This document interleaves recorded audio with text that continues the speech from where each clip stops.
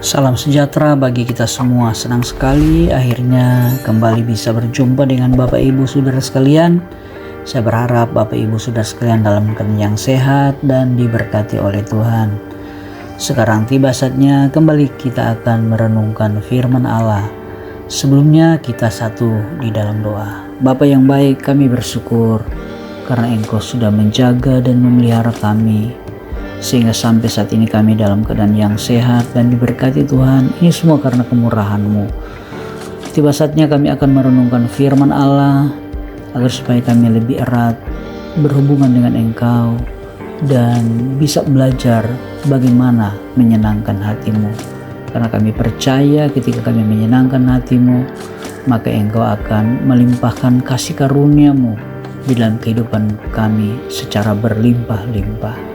Ampuni dosa kami Bapa. Kami sudah berdoa dan bersyukur. Kami akan merenungkan firman Allah hanya di dalam nama Tuhan Yesus Kristus, Tuhan dan Juru Selamat kami. Haleluya. Amin. Bapak Ibu Saudara sekalian yang saya kasihi di dalam Tuhan Yesus Kristus, renungan firman Allah saat ini diambil dari kitab Kisah Para Rasul pasal yang kelima ayat yang ketiga, berbunyi demikian. Tetapi Petrus berkata, Ananias, mengapa hatimu dikuasai iblis sehingga engkau mendustai Roh Kudus dan menahan sebagian dari hasil penjualan tanah itu? Bapak Ibu Saudara sekalian yang saya kasihi di dalam Tuhan Yesus Kristus, kesaksian dari seorang jemaat, dia berkata, saya ingat sewaktu kecil, seorang pemuda aktivis gereja memperlihatkan bekas jahitan besar di daerah dada bagian tengah hingga perut kepada saya. Dia mengalami kecelakaan motor beberapa minggu sebelumnya. Ketika itu, dia tidak beribadah di hari Minggu seperti biasanya, namun bepergian bersama teman-temannya. Peristiwa kecelakaan itu membuat banyak jemaat takut menggunakan hari Minggu sebagai hari rekreasi tanpa mendahulukan ibadah. Pertanyaannya, mengapa saat ini banyak yang tidak beribadah di hari Minggu namun aman-aman saja? Apakah kecelakaan yang dialami pemuda beberapa tahun lalu itu hanya kebetulan dan tidak ada hubungannya dengan kehadiran di ibadah minggu? Atau Tuhan pilih kasih?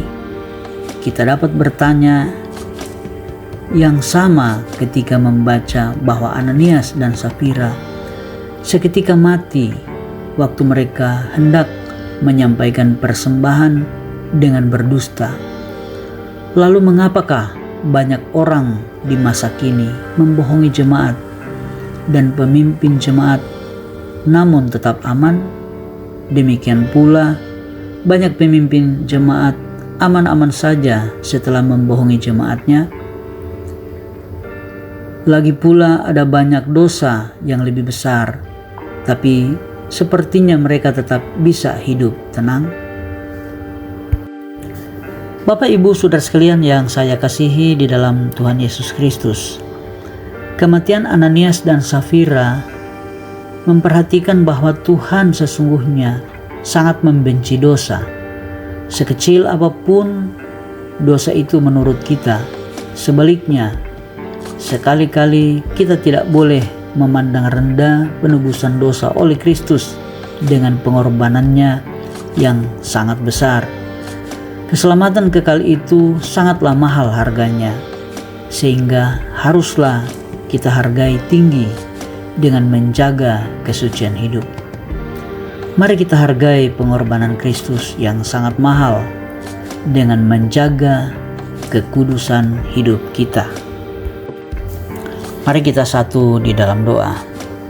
Bapa yang baik, kami bersyukur karena saat ini kembali kami boleh merenungkan firman Allah yang mengajar kami agar supaya kami boleh terus berjuang untuk hidup kudus, hidup menyenangkan hati Tuhan, beribadah kepadamu dengan setia, agar supaya kami boleh menjadi pribadi-pribadi yang berkenan di hadapan hadirat-Mu.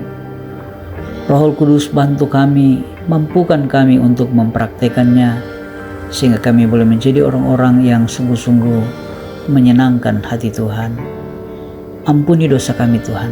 Dalam nama Yesus kami sudah berdoa dan bersyukur. Haleluya. Amin.